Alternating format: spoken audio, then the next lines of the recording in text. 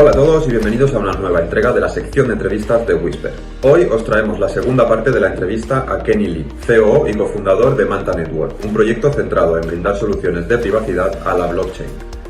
Con él hablaremos del presente, futuro, objetivos y logros de Manta Network dentro del ecosistema cripto. Y sin más dilación, os dejamos con la entrevista y sus interesantes reflexiones sobre la privacidad y la necesidad de un proyecto como Manta dentro del entorno blockchain. Yeah. Okay, now we got a set of questions about Manta. But first of all, obviously we know who you are, but for our audience, tell us a bit about yourself. Who's Kenny? Yeah, so I'm Kenny, and I'm one of the co-founders of Manta Network. Been working on it for about 2 years now with two other co-founders, Victor and Shumo. And we started this project right after we graduated from graduate programs. And Shumo was currently working at Algorand at the time. But yeah, I mean, what would you like to know about me specifically? Well, this just introduction for people who doesn't know Manta or this. It's pretty good. What was the catalyst that led you to make reality the Manta Network project? Yeah, I wouldn't say it was one particular catalyst. I think overall, right, like myself, Victor, and Shumo, we all come from different backgrounds and we have different interests, but all of our interests sort of intersected around the idea of privacy and self-sovereignty, being able to control your data and your information. And that's what really led to Manta Network, because we saw that, in the Web 2 space, privacy is essentially gone, right? Like you check away that box with your terms and conditions, giving people your email address, giving people your phone number to get 10% off of something, right? But in Web 3, it's a green field. And what I mean by that is that it's a space that's currently emerging, and there's a lot of opportunity to shape what it looks like. And so we want to take that opportunity in what we believe to be the new version of the internet, and really make sure that privacy is a fundamental part of that. And so that's what really inspired us to start Manta Network. Nice. Manta is focused on providing private transfers with Manta Pay. So what main advantages would you highlight over your competitors? So with Manta Network, right, I think one of the main advantages here is that, and people often get this confused, Manta Network, our token, which is not available yet, but once, it is available, our token is not a privacy token. It's not like Zcash or Monero. But our token, our network allows you to privatize any token. And so you can take, for example, when we launch in the Polkadot ecosystem, DOT, right? DOT is Polkadot's native token, native asset. You can take that DOT and you can privatize that DOT through Manta Network so that now you can have private DOT. And you can have private Manta tokens as well and other parachain assets. But the idea here is that, we're not one particular stablecoin. We're a privacy infrastructure, and we're trying to bring privacy as a utility for all users. And so on the infrastructure side, right, we give you that technology to privatize any token. And on the utility side, we're specifically using zero knowledge proofs because it's hardware agnostic. And what that means is that, it's software based. So you can run a zero knowledge proof or generate a zero knowledge proof on any kind of computer or a cell phone or any sort of IoT device in the future. And so that means that anyone can privatize on-chain data regardless of what devices they're using. And so that's why we went the zero knowledge proof route. And then on top of that, we have an ecosystem of applications that will be building out and leveraging Manta Network's privacy preserving functions, including other parachains. And so for those of you that don't know, a parachain is essentially a network, a decentralized network that's connected within the Polkadot ecosystem that allows you to transfer assets and information across the Polkadot ecosystem to other parachains. But yeah, so we're enabling privacy for other parachains as well. Really, really good. Now, taking into account what happened with Tornado Cash a few months ago, what is Manta's strategy to avoid reaching a similar situation? I mean, in terms of legal pressure, data revealing,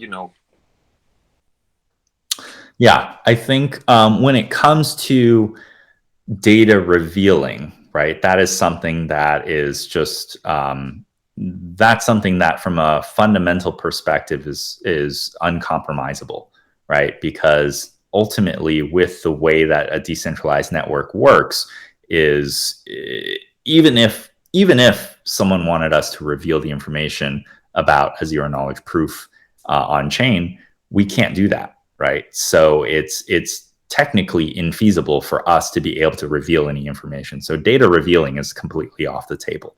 But like from a product perspective, thinking about like who we want to service and building out the features for those types of audiences, I think that's what we're focused on.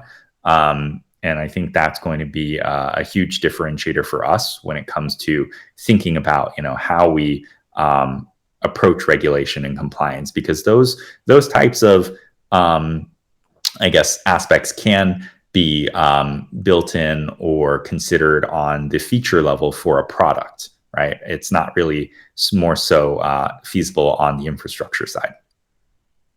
Okay. And can you mentioned it before, can you explain us in a easy and understandable way, what is zero knowledge? Sure, yeah. Zero knowledge is a way, or a zero knowledge proof is a way of proving that you know a piece of information or have a piece of information, or proving something in general without revealing what that something is. So it's like if you went into a bar and you wanted to grab an alcoholic drink, and in the United States, that legal age is 21. And so the bartender says, okay, you have to prove to me that you're 21, right? And so instead of proving to you that I'm 21 by revealing my birthday and giving you my driver's license or ID, which shows all this other stuff, I find some other way to prove to you that I'm 21 that allows you to understand, okay, this guy's 21 without actually revealing my age. And so, okay, this guy is at least 21 or older. Right. And so one of the things that I can do is potentially, show you a photo of myself with someone else in like the I don't even know anymore, 1990s or something, I don't even know what age you have to be born these days to be, or what year you have to be born to be 21. But the point is, like, there's a lot of other alternative ways to prove that you're 21 without having to actually, reveal your birthday or other identifiable information.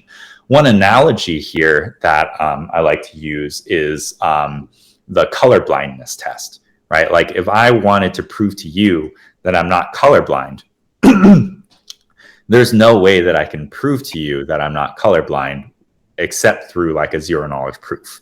And the way that this happens is, right, like it's not like you're going to take my eyeballs and look at my cells and make sure that I have the cells for, viewing color. That would be like the most explicit way.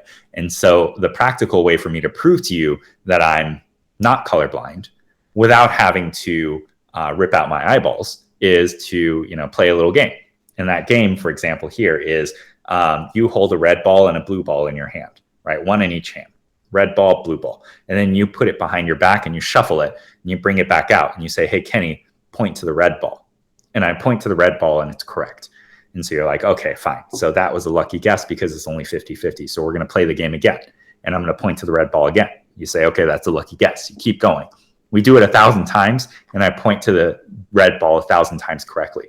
Now it's statistically unlikely that I'm just doing guesses, right? Because getting it right 1,000 times in a row, pretty low likelihood. And so now I've effectively proven to you that I am not colorblind.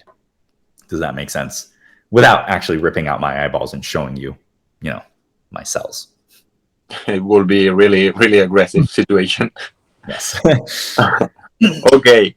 Knowing that Calamari is your canary network in Kusama, what are the main differences that we can find now between them?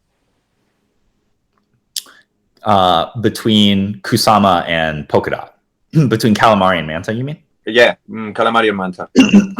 Yeah, so starting off, Calamari and Manta are using the same code base because ultimately our goal is to provide privacy within each of the ecosystems so that parachain assets can privatize, whether it's fungible tokens like cryptocurrencies or non-fungible tokens. And so they are starting with the same code base. I think depending on how the different ecosystems evolve and develop, product use cases that emerge from that could be different. But as of right now, right, in the short term, we have Manta Pay that'll be launched on Calamari, and we have Manta Pay that's going to be launched on Manta Network. And so those two will be pretty feature similar. It'll be coming out on Calamari first because Calamari is on Kusama Network and it is live. And then subsequently we'll be going online with the Manta Network parachain, and it'll go out on Manta Network as well. Okay, great. Now, going back to the regulations, if there were some kind of regulatory requirement, how will Manta Network's behavior differ from other players in the industry? Yeah, I think it really. I think this is a really tricky question and not one that I could really answer because it assumes that, well, one, it depends on what the regulation is, right? And then two, it assumes that I understand how other projects would react, which I don't. So I can't really answer that. But I think it's something that we're all keeping an eye on. Okay. We know that Manta, it's not just Kenny, and that you have also gathered a great community. What can you tell us about the team? Yeah, so on the Manta side, I think we've got about 20 or 30 contributors around the world that are actively working on the project, at least on the development side. And then we have contributors on the community side as well, also globally, that are actively helping with, talking with people, educating the community, and better aligning, the goal of Manta Network with the community objectives. And so overall, right, we're a very decentralized team, and I think everyone's got the right passion about where the vision of on-chain privacy is headed. So we've got pretty amazing core contributors, right? We've got PhDs from Caltech, we've got PhDs from elsewhere, we've got engineers that have 30, 40 years of experience in various aspects, specifically regarding the skill set that they're contributing to Manta Network. And so overall, I say we have a very high quality, decentralized team that's working on, a passion project that they all enjoy. Great. Now, we've seen that you finished the trust setup or trust ceremony, and allow us to congratulate you for that. And could you explain to us, so the people understand it in an easy way, what is it about, and what do you think has been key to successful participation?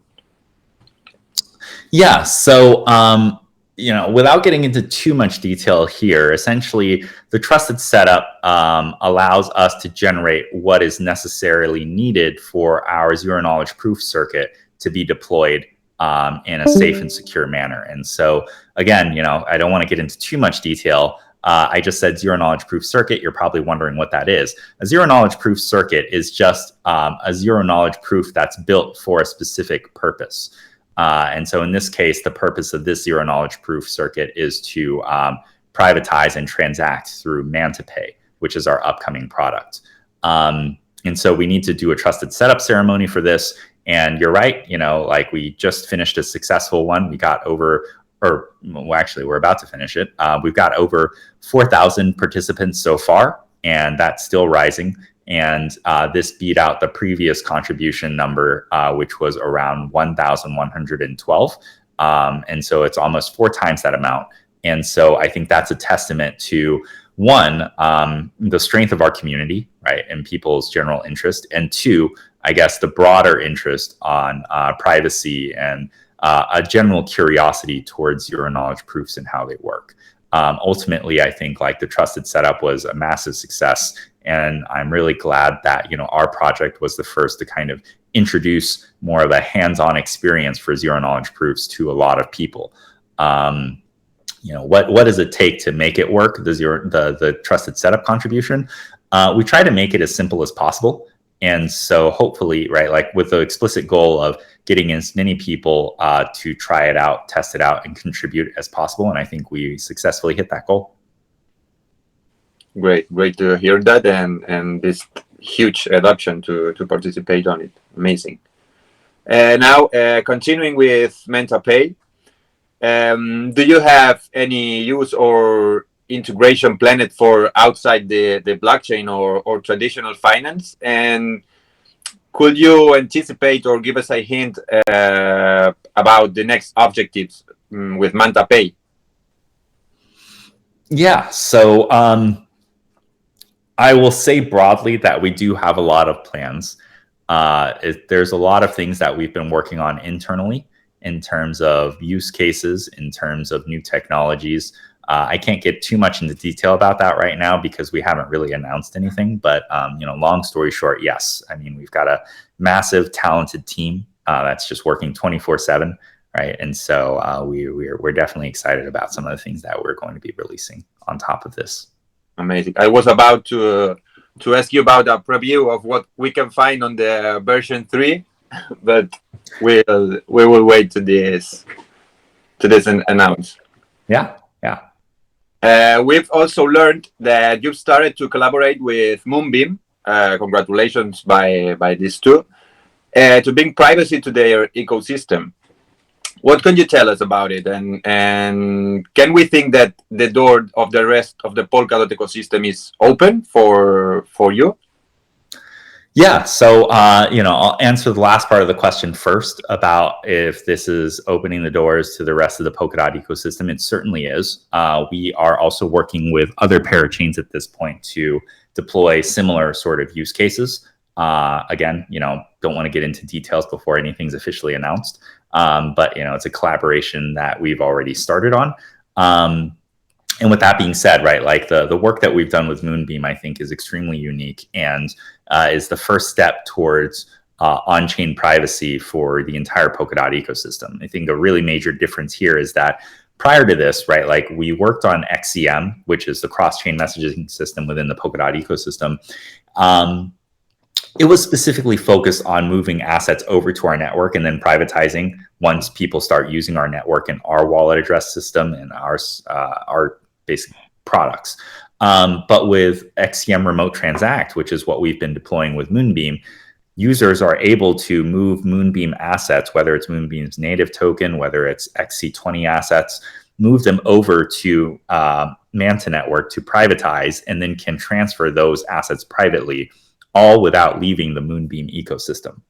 And so that allows for a lot of different use cases on the privacy side. And essentially, the goal here is to make sure that, or enable privacy for, Moonbeam smart contracts to enable private use cases for Moonbeam ecosystem developers. Great. There's a huge future to Manta Network then. Well, Kenny, that was all the questions we got for you. It's been a pleasure to be able to talk with you about something as important as privacy. And we do not want to end the conversation without congratulating you on the great work you're doing in such a controversial industry as cryptocurrency is. And we will be attentive to your progress in your work. And well, I hope we can chat again soon with some exciting news about the UPA and Manta Network.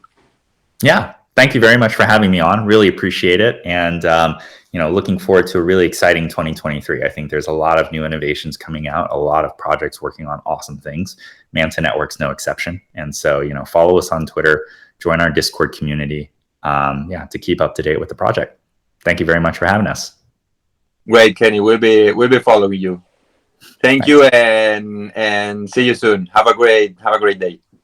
You too. Bye. Bye. Y hasta aquí la entrevista a Manta Network. Como habéis podido ver, un actor importante dentro del sector de la privacidad en blockchain Y agradecer de nuevo a Kenny y a todo el equipo de Manta Network por su disponibilidad y transparencia para hablar con nosotros sobre su trabajo. Y gracias a vosotros por vuestra atención. No olvidéis suscribiros y nos vemos en la próxima entrega.